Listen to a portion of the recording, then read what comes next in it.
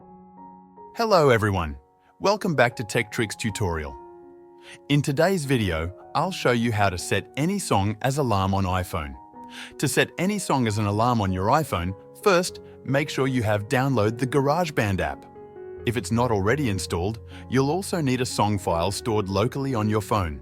Songs from Apple Music aren't compatible, so you'll need to download a song or transfer one from your computer via iTunes.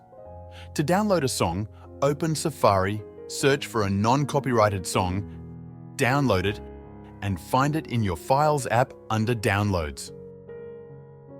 Open GarageBand and select the audio recorder. Tap on the three bars to enter the timeline view and deactivate the metronome by tapping its icon. Next, tap the loop icon, and if your song is saved in Files, go to Files and select it from your recent downloads or Browse section.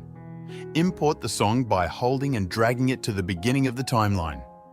Then, tap the plus icon in the top right, go to Section A and set the length to 30 bars, as ringtones have a 30-second limit. You can trim the song by tapping and holding it, selecting Trim, and moving the audio to the timeline's beginning. Tap Play to preview the edit. Once done, tap the arrow in the upper left, select My Songs, and rename it if you want. To export, tap and hold the file, choose Share, then Ringtone. After exporting, open the Clock app, choose your alarm, and under Sound, select your new ringtone. Thanks for watching, and I will see you in the next video.